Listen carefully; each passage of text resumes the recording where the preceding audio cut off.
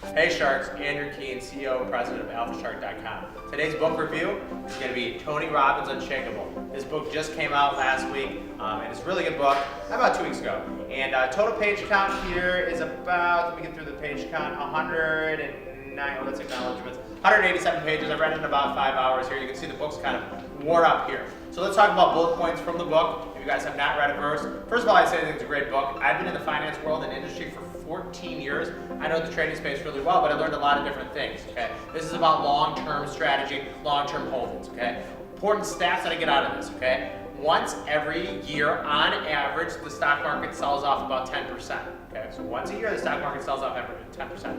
But out of those 10% the market sells off, it only goes down 20% 3 to 5 years, okay? So about one every 5 times, we have a 20% correction of the market, okay? Another important thing, once the market sells off 10%, it only takes about 52 days to recover from that. Okay? Long-term holdings, long-term diversification is key. Not having all your eggs in one basket. You know, a lot of people want to invest just in the U.S. stock market, but there's a lot of other fields. There's a lot of countries there. You can invest in Europe. You can invest in China. You can invest in Brazil. You can invest in Argentina. So having a diversified portfolio. Okay, I'm personally not a gold fan. De Beers created a market for diamonds. Gold is the same thing. It's just a spot I can't banker. My good friend Tony in here talks about gold as well, not believing in that.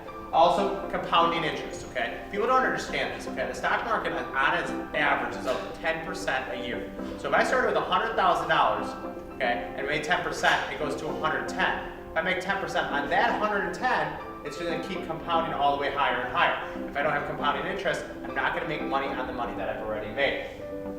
Other things, very, very important, brokerage fees, okay? This is something I learned a lot from this book. Okay, I recommend this to anybody book that looking for long-term investment strategies, long-term diversifications, and also knowing where to put your holdings, okay? There's two kinds of brokers out there. There's brokers and then there's registered investment advisors. Most of them are actually brokers. Brokers means they can charge you any fees. Okay, registered investment advisors are capped on their fees. There's also hidden fees a lot of people don't see. Very, very important. It's much more detailed in this book, broker versus a registered investment advisor. There's only about, I would say, 3% of all brokers are registered investment advisors only. A lot of arms go together. The brokers side and then the registered investment advisor side.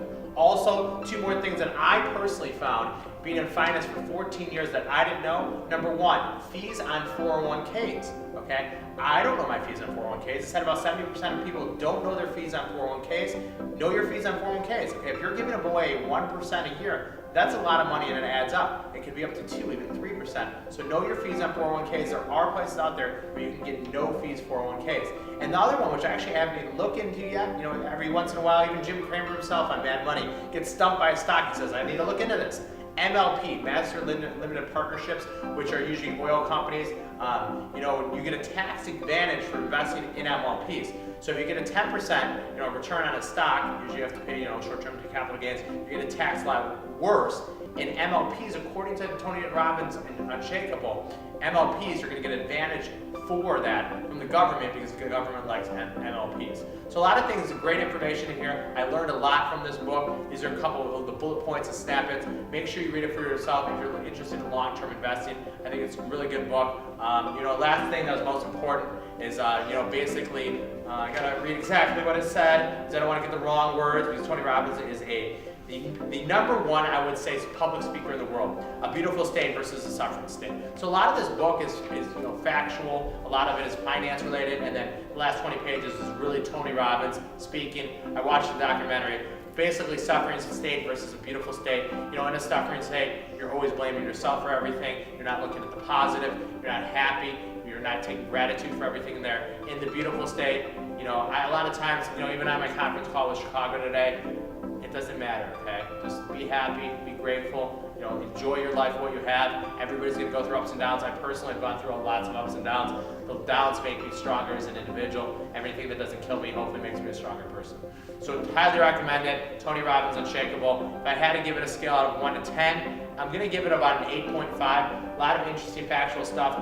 I personally think Peter Mullick probably wrote 90% of this book, and Tony kind of contributed. He used his contacts to talk to Punda, to Paul Tudor Jones and stuff like that. So I wouldn't give it that high because I would like to see a little bit more of Tony Robbins, opinions about stuff, and him talking more about psychology of the trading space or investing space.